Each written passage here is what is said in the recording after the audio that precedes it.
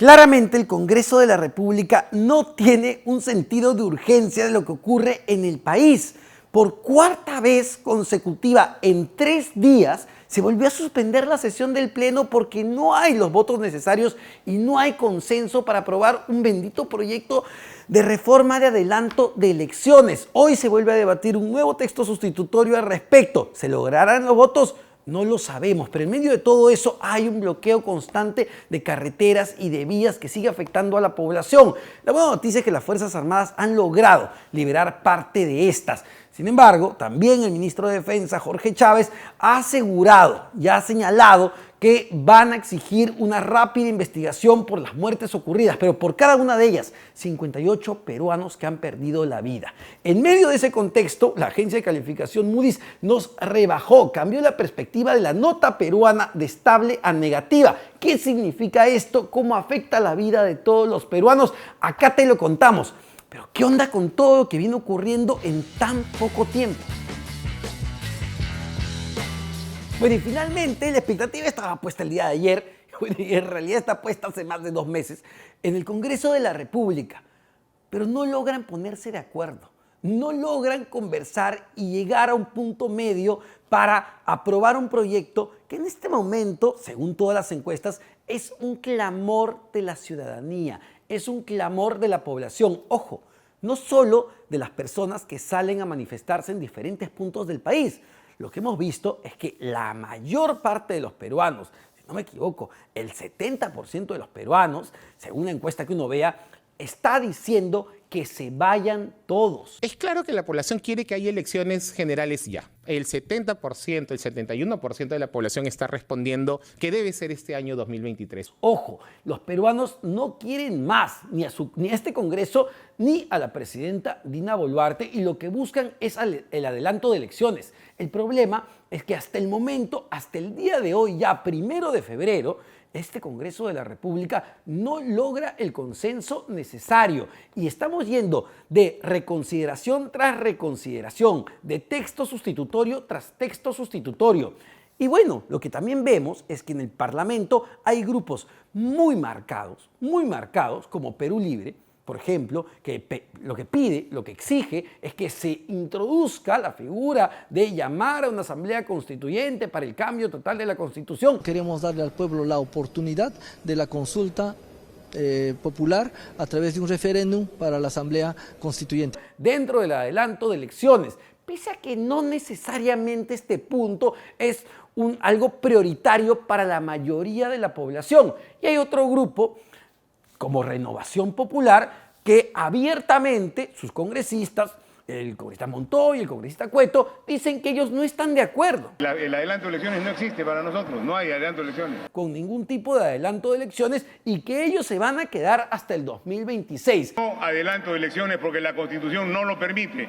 Así las fracciones le cambien de nombre y le pongan lo que quieran. Son extremos ideológicos, si lo queremos ver de alguna manera, representados en el Congreso de la República, pero que de alguna forma en este punto se conectan, porque unos con una excusa no quieren irse y los otros más abiertamente también señalan que no quieren irse y no tienen por qué acceder a las presiones que se están dando en la calle en este momento. Pero hay que ser nuevamente claros con esto. No solo es la calle. Y creo que ya es una responsabilidad muy grande de parte del Congreso de la República de escuchar y de leer no solo estos resultados de esta investigación, sino de otras empresas serias de investigación que están sacando los mismos resultados. Pero bueno, volviendo al Congreso de la República y la expectativa que está puesta nuevamente el día de hoy, porque hoy se retoma la sesión del Pleno a las 11 de la mañana para ver si finalmente se logra consensuar algún tipo de propuesta. Lo que ha circulado el día de ayer desde la Comisión de Constitución que preside el congresista de Fuerza Popular, Hernando Guerra García, es un nuevo texto sustitutorio con una figura bastante diferente de lo que se ha venido discutiendo. Lo que se está trabajando y lo que ya se ha circulado entre los congresistas, entre las diferentes bancadas, es un texto en el que se habla ya de un periodo complementario para los congresistas o el presidente o presidenta que ingrese tras ese proceso electoral. ¿Qué significa esto? Para ponerlo en términos mucho más sencillos. Significa que si es aprobado el texto sustitutorio que está socializando la Comisión de Constitución, que está socializando el congresista Hernando Guerra García, el Congreso que ingrese, a ver, pongamos las fechas claras, porque también se han establecido en este texto sustitutorio, las elecciones serían en diciembre del 2023, es decir, las elecciones serían este año, la primera vuelta. La segunda vuelta sería en febrero del 2023 y el presidente y el Congreso asumirían el mandato en abril del 2024, pero se quedarían hasta julio del 2026. Es decir, si la memoria no me falla y los cálculos no me traicionan, 2 años y 4 meses. Por eso decimos que las nuevas autoridades serían para complementar el periodo actual y luego sí volveríamos al proceso electoral y volveríamos a la normalidad. Pero la pregunta es, ¿por qué este texto o por qué este proyecto de iniciativa que surge de la Comisión de Constitución podría tener mayor aceptación o podría convencer a los congresistas que hasta el día de hoy, vayan verdades, no quieren irse? Y lo decía muy claramente Susel Paredes aquí en RPP, porque lo que se está introduciendo en este proyecto de ley es la reelección de los congresistas. ¿Cómo que la reelección, Omar? Si la reelección está prohibida por la Constitución. Pues sí, la reelección parlamentaria está prohibida por la Constitución, pero el caramelito, el postrecito, para que los congresistas decidan apoyar este texto es que puedan reelegirse. Entonces le dice, oye hermano, mira, vamos por esto porque la calle está aquí se incendia, la situación es sumamente dura, nos odian cada vez más, nuestra aprobación está por el 8%, es decir, apenas nuestra esposa nos quiere, nuestros hijos nos quieren, nadie más. Y tenemos que hacer algo. Bueno, si tú no quieres irte, pongamos la figura de la reelección para que tengas la oportunidad y la posibilidad de reelegirte si así lo quisieras. ¿Qué es lo que dijo Susel Paredes ante esto? Porque, claro, ella lo ve como una sacada de vuelta. Vamos a escuchar. Yo creo que por ética, los actuales congresistas no debemos postular a las complementarias. Algunos amigos me decían, pero Susel, la cantidad de reelectos es muy pequeña. Sí. Pero yo digo, si todas las marchas, como estamos viendo, van al Congreso, porque este Congreso tiene 7% de aprobación y la gente está molesta con nosotros porque no hemos hecho una fiscalización adecuada, tendríamos que tener un acto de autocrítica y dar un paso atrás, un acto de generosidad con el pueblo. La pregunta es si hay tiempo suficiente para poder impulsar, aprobar las reformas electorales, políticas necesarias para no repetir lo que tenemos hasta el momento, para ya no estar en este ambiente de constante inestabilidad, no solo política, social y económica, según los entes electorales, la OMP, el Jurado Nacional de Elecciones y expertos en derecho electoral, sí. Evidentemente habría tiempo porque se tendrían 2 legislaturas para aprobarlas. ¿Lo van a hacer?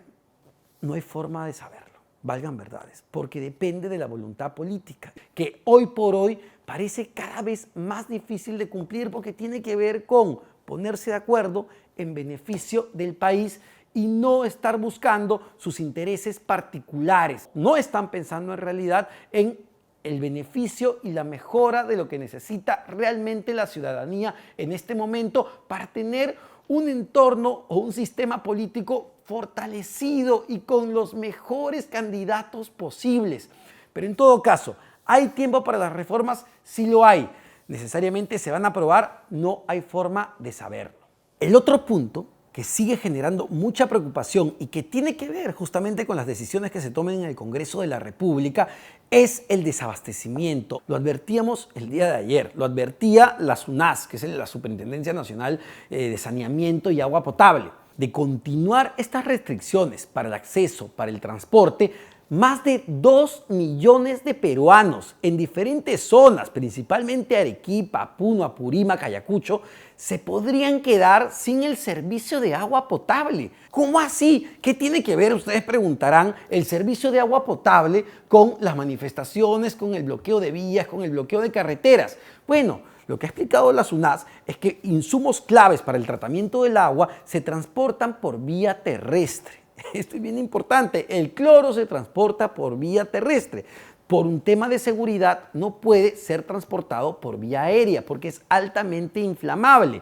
Entonces, lo que tenemos en este momento en regiones como Puno, por ejemplo, es que se están quedando o ya se quedaron sin cloro. Están usando un componente adicional, similar al cloro para poder hacer el tratamiento del agua potable. Pero, según han confirmado ya las autoridades de saneamiento de esta región, tienen solo abastecimiento para 15 días, para 2 semanas. Es decir, si en 2 semanas esto no se termina de resolver y continúan las vías bloqueadas, Puno o gran parte de la región de Puno se podría quedar sin agua potable. Solo para decir uno de los insumos o de los servicios más básicos que tiene la población. ¿Qué más importante que el agua? Pero el GLP también escasea en diferentes zonas. Recién en Tacna se ha podido liberar la vía y está llegando ya las camiones cisterna con GLP. En el Cusco, por ejemplo, el 80% de las estaciones de servicios no tiene GLP. Eso afecta directamente a los taxistas que usan este combustible, pero también afecta con los balones de gas a miles, si no millones de familias en la zona centro y sur del país. ¿A qué vamos con esto?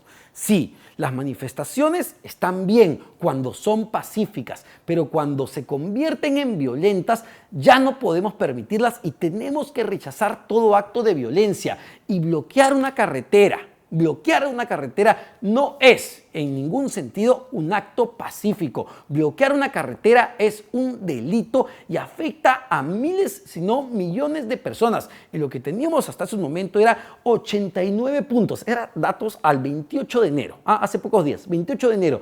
89 puntos bloqueados, 89 vías de acceso bloqueadas en 9 regiones claves del país. Esto es muy importante. La buena noticia es que también en los últimos días las Fuerzas Armadas y la policía han logrado desbloquear más de 10 puntos, más de 13 puntos en realidad de estas vías. Eso es importante, ¿por qué? Porque lo han hecho sin ejercer violencia. Lo han hecho de manera estratégica y eso hay que saludarlo. Y eso demuestra además que se puede contener, que se puede no reprimir, sino replegar. Tendría que ser la palabra a los manifestantes y también porque hay que diferenciar los manifestantes que tienen el derecho legítimo de protestar con los vándalos, que se puede tratar de contener esta situación y desbloquear vías sin caer en la violencia extrema y eso es muy importante y cuando se hace hay que saludarlo porque las Fuerzas Armadas y la policía cumplen una función clave y esencial en este momento. Ayer el ministro de Defensa, Jorge Chávez Cresta, dio una entrevista a nuestro compañero Fernando Carballo donde habla justamente de este tema y donde dice que la policía, las Fuerzas Armadas están justamente para ayudar y para contener el problema. Y se le pregunta sobre este tema tan importante que no podemos olvidar y que merece las investigaciones del caso, la violencia que ha dejado hasta el momento 58 personas muertas en medio de este conflicto, que es un montón. Y no olvidar también los muertos que hay de parte de la policía, este policía quemado en Puno, que es aberrante, una situación aberrante. Esto es lo que ha dicho el ministro de Defensa al respecto cuando Fernando le pregunta sobre estos temas. Nuestro propósito no es, y descarto así de plano, que exista alguna directiva, un planeamiento en el sentido de que se esté llevando a cabo una sistematización para poder eliminar, aniquilar o hacer de que fallezca algún ciudadano. Eso lo descarto de plano. Y yo garantizo en cada una de mis acciones como representante del sector de que esto se está llevando de esa manera. El titular del Ministerio Público debe de garantizar la celeridad, pero sobre todo individualizar cada hecho. Ahí está, el ministro de Defensa lo que ha pedido al Ministerio Público es la investigación exhaustiva y rápida. Esto es muy importante, que sea rápido, que las autoridades investiguen e identifiquen a las personas que cometieron estos delitos. Pero también hay que ser bastante claros con esto. De los 58 peruanos que perdieron la vida en medio de esta convulsión social, 10 de los 58 fueron debido al bloqueo de carreteras. 2 eran recién nacidos, 2 eran bebés. Y hemos visto cómo se ha apedreado incluso ambulancias. Por eso, sí, la investigación es clave y por eso las palabras del ministro de Defensa en este momento son muy importantes porque hace un llamado al Ministerio Público. El Ministerio Público debe ser célere con las investigaciones porque si no se llega justamente a un resultado la gente lo que va a sentir es que acá hay impunidad. Ojo, y la impunidad viene de ambos lados. Y cuando alguien siente impunidad, siente que no le va a pasar nada, va a seguir haciendo lo mismo. ¿Y qué es lo mismo? Es violencia. Violencia de un lado y violencia de otro lado. No podemos simplemente pasar la página y decir que ya está, 58 peruanos murieron. No, cada muerte tiene que ser investigada y cada muerte tiene que ser lamentada. El país está viviendo un caos sumamente preocupante y esto no pasa desapercibido en el exterior, no pasa desapercibido para, por ejemplo, las famosas agencias calificadoras de riesgo. Ayer Moody's, una de las principales agencias de calificación internacional, cambió la perspectiva de la nota que tiene Perú de estable a negativo. Ustedes dirán, ¿qué significa eso? ¿A quién le importa Moody's en este momento? ¿Quiénes son los de Moody's? En el corto plazo, lo que nos está afectando económicamente, lo que está afectando económicamente a las personas es el incremento de precios producto de los bloqueos y del desabastecimiento y también la falta de empleo, que lamentablemente no se recupera. Eso en el corto plazo, pero si queremos una economía más saludable, que genere empleo formal, que genere empleo de calidad, con precios estables, que no deterioren la calidad de vida de los peruanos, necesitamos preocuparnos justamente por esto, por lo que son los fundamentos de la economía, un entorno estable, un entorno atractivo para que vengan más inversiones, para que esas inversiones generen empleo y para, ya sin dejar de hablar, ojo, de grandes inversiones, para que aquella persona que decide invertir en una cevichería, aquella persona que decide abrir su bodega, pueda hacerlo de manera tranquila, pueda seguir invirtiendo, pueda seguir trabajando. Y lamentablemente lo que vemos a toda escala, desde los más chiquitos, desde una bodega hasta la mina más grande, es que no puede operar en un ambiente de este tipo. Sí es importante que estas agencias le den una calificación, le colocan una nota a países como Perú. ¿Por qué estas notas son importantes? Porque de eso depende que vengan inversionistas, que llegue la inversión a nuestro país. Cuando hay un país que tiene una nota o un país que está jalado, simplemente yo soy un inversionista, digo, no, yo a ese país no voy porque no me da las garantías del caso para mi inversión. ¿Y por qué es importante la inversión? Porque la inversión genera empleo, la inversión genera crecimiento. Y el crecimiento genera empleo, genera más impuestos, genera más recursos para el Estado y genera bienestar. Por eso es importante que nuestro país sea bien visto en el exterior. Y este ambiente, lamentablemente, está generando muchísima preocupación de diverso tipo. Esto tiene que ver con el ámbito económico, pero también tiene que ver con el ámbito social. Cree que lamentablemente lo que todavía sostiene el crecimiento económico, esas bases, esos fundamentos, las columnas macroeconómicas que teníamos, se están debilitando cada vez más. No solo por la convulsión, sino también por el debilitamiento de nuestras instituciones. Y cuando hablamos de instituciones, hablamos del Ejecutivo, hablamos del Congreso de la República, hablamos del Poder Judicial. Instituciones más débiles generan democracias más débiles, generan un entorno en general mucho más convulso y estamos viviendo una situación cada vez más compleja y más si se quiere introducir en medio una figura como la Asamblea Constituyente que abriría una caja de Pandora donde todo podría cambiar, incluso cambiar lo que hasta el día de hoy, le guste o no a mucha gente, ha generado crecimiento económico. Sí, hay mucho que cambiar, hay mucho que modificar, hay mucho que ajustar, es verdad, pero gran parte de eso pasa por gestión, no pasa necesariamente por tocar los pilares que hasta el día de hoy nos han permitido crecer y reducir pobreza de una manera significativa, pasando de un 57% a un 20% en el mejor momento. Perú, el ambiente de convulsión social te está afectando y cada vez estás más en riesgo de que tu crecimiento, tus fundamentos se debiliten. Es un punto que no se está observando, pero que tenemos que observar con más detalle si queremos pensar en el mediano y largo plazo. Así que muchas cosas que reflexionar y volviendo al primer punto, mucho, pero mucho que pensar para nuestra clase política, porque lo que está en juego en este momento es demasiado. Lo que está en juego es el futuro de más de 33 millones de peruanos. No olvidemos eso.